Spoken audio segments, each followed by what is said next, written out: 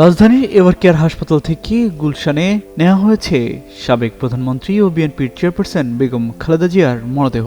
সেখানে আনুষ্ঠানিকতা শেষে তার মরদেহ নেওয়া হবে মানিক মিয়া এভিনিউ এলাকায়। বাদ জোহর বেলা 2টায় জাতীয় সংসদ ভবনের দক্ষিণ প্লাজা ও মানিক মিয়া এভিনিউ অনুষ্ঠিত হবে তার নামাজে জানাজা। তবে এরই মধ্যে মানিক মিয়া এভিনিউ এলাকায় ঢল নেমেছে বিএনপির নেতাকর্মী সহ বিভিন্ন শ্রেণী পেশার মানুষের।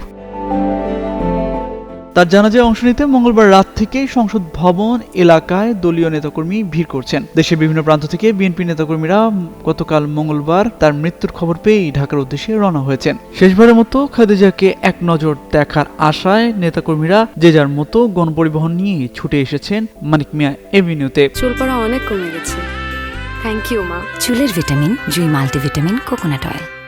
এদিকে খালেদা জিয়ার প্রতি সর্বস্তরের মানুষ যাতে নির্বিঘ্নে সম্মান জানাতে পারে এবং তার জানাজায় অংশ নিতে পারেন সেজন্য সব প্রস্তুতি নিয়েছে সরকার। জানাজা উপলক্ষে আজ সাধারণ ছুটিও ঘোষণা করা হয়েছে। মঙ্গলবার রাতে প্রধান উপদেষ্টার দপ্তর থেকে জানাজা আয়োজনে যাবতীয় প্রস্তুতি সম্পন্ন করা হয়েছে বলে জানানো হয়েছে। প্রধান উপদেষ্টার দপ্তরে এক ফেসবুক পোস্টে বলা হয়েছে, বুধবার জানাজার সময় জাতীয় সংসদে দক্ষিণ প্লাজার বদলে মানিক মিয়া এভিনিউর পশ্চিম প্রান্তে খালেদা জিয়ার মরদেহবাহী কফিন রাখা হবে। জাতীয় সংসদ ভবনের ভেতরের মাঠ, বাইরের অংশ ও মানিক মিয়া এভিনিউ জুড়ে জানাজা অনুষ্ঠিত হবে।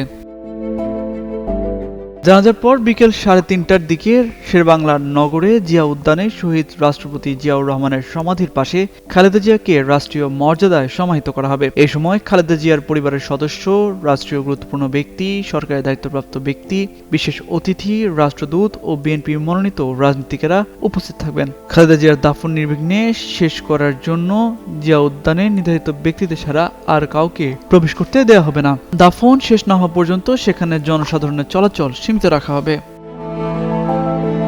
বেগম খালেদা জিয়ার জানাজা সুষ্ঠুভাবে সম্পন্ন করতে এবং নিশ্চিত নিরাপত্তা নিশ্চিতে মানিক মিয়া এভিনিউ সহ রাজধানীতে 27 প্লাটুন বিজিবি মোতায়েন করা হয়েছে। বিষয়টি নিশ্চিত করে বিজিবির জনসংযোগ কর্মকর্তা মোহাম্মদ শফিকুল আলম জানান, খালেদা জিয়ার জানাজা ও দাফন কার্যক্রমকে ঘিরে সার্বিক নিরাপত্তা জোরদারে এভারকেয়ার হাসপাতাল, জাতীয় সংসদ ভবন ও জিয়া উদ্যান এলাকায় 27 প্লাটুন বিজিবি মোতায়েন করা হয়েছে। তামজিদ মির্জা, যুগান্তর নিউজ।